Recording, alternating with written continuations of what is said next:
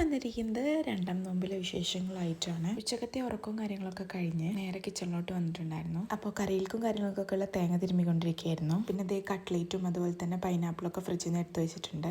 ഈ കട്ട്ലേറ്റ് ഞാൻ രാവിലെ ഉണ്ടാക്കി വെച്ചതാണ് കേട്ടോ. അതാകുമ്പോൾ ഇന്നേരത്ത് നമുക്ക് വലിയ പണി ഉണ്ടാവില്ല. അത് കഴിഞ്ഞപാട് ഞാൻ വേഗം പോയി കുട്ടിക്ക് ഫുഡ് കൊടുക്കാൻ വേണ്ടിയിട്ട് പോയിട്ടുണ്ടായിരുന്നു. തുപ്പി കളിക്കാന്നല്ലാതെ അവൻ വായിലോട്ട് വെച്ച് അങ്ങോട്ട് ഇറക്കി കിട്ടൂല കേട്ടോ. പിന്നെ ആ മല്ലിക്കെട്ടിലും കാര്യങ്ങളൊക്കെ കഴിഞ്ഞതിന് ശേഷം ഞാൻ നേരെ പോയത് മമ്മി പരത്തിക്കൊണ്ടിരുന്ന പത്തിരി പൊടി തട്ടാൻ വേണ്ടിയിട്ടായിരുന്നു. പത്തിരി പൊടി തട്ടാനൊക്കെ ഒരു നാക്കുണ്ട്, പക്ഷെ ആ നാക്കൊന്നും എനിക്കറിയില്ല കേട്ടോ. പിന്നെ ഒരു അഡ്ജസ്റ്റ്മെന്റിൽ അങ്ങനെ പോകുന്നു എന്ന് മാത്രം. പിന്നെ അതിന് ശേഷം എന്തേ കട്ട്ലേറ്റും കാര്യങ്ങളൊക്കെ വറുക്കാൻ വേണ്ടിയിട്ട് വെച്ചിട്ടുണ്ടായിരുന്നു. പിന്നെ നമ്മുടെ മമ്മി നമ്മൾ അരച്ച് വെച്ച തേങ്ങയും കാര്യങ്ങളൊക്കെ വറുത്ത് വെച്ചിട്ടുണ്ടായിരുന്നു. അത് അരച്ച് കറിയിലോട്ട് ചേർക്കാനും കൂടെ ഉള്ളൂ. അങ്ങനെ പെട്ടെന്ന് കട്ട്ലേറ്റും കാര്യങ്ങളും വറുത്തതിന് ശേഷം ഞാൻ വേഗം പോയിട്ട് അത് അരച്ച് വെച്ചിട്ടുണ്ടായിരുന്നു കേട്ടോ. അതിന് ശേഷം മമ്മിക്ക് ചൂടാനുള്ള പത്തിരിയുടെ കൂട്ടം ഞാൻ കാണിച്ചു തരാം. ഇനി ഈ കുത്തമ്പിനാറ് മമ്മി ഫുള്ളായിട്ട് ചുട്ടെടുക്കും. അതിനുശേഷം ഞാൻ വേഗം പോയി ജ്യൂസ് അടിക്കാൻ വേണ്ടിയിട്ട് നിന്നു. ഇന്നലത്തെ പോലെ തന്നെ പൈനാപ്പിൾ ലൈം തന്നെയാണ് കേട്ടോ അടിക്കുന്നത്. പിന്നെ ചിക്കൻ കറി താളിക്കാൻ വേണ്ടിയിട്ട് ഉള്ളി അരിയാൻ വേണ്ടിയിട്ട് നിന്നിട്ടുണ്ടായിരുന്നു. അങ്ങനെ ഇതേ ഉള്ളിയും കറിവേപ്പിലൊക്കെ താളിച്ച് കറിയിലോട്ട് ഒഴിച്ചപ്പോഴത്തേക്കും ബാങ്കിന്റെ വിളി ഇങ്ങനെ കേൾക്കുന്നുണ്ട്. അങ്ങനെ വേഗം പോയി വെള്ളം എടുത്ത് കുടിച്ചു. അതിനുശേഷം ജ്യൂസും കട്ട്ലേറ്റും കഴിച്ചിട്ടുണ്ടായിരുന്നു. പിന്നെ പത്തിരിയും കറിയൊക്കെ നമ്മൾ നിസ്കരിച്ച് വന്നതിന് ശേഷം കേട്ടോ കഴിക്കാം. എല്ലാവരും നോമ്പ് തുറന്നെന്ന് വിശ്വസിക്കുന്നു. ഞാനും പോയി കഴിക്കട്ടെ. അപ്പോൾ നാളെ കാണാം.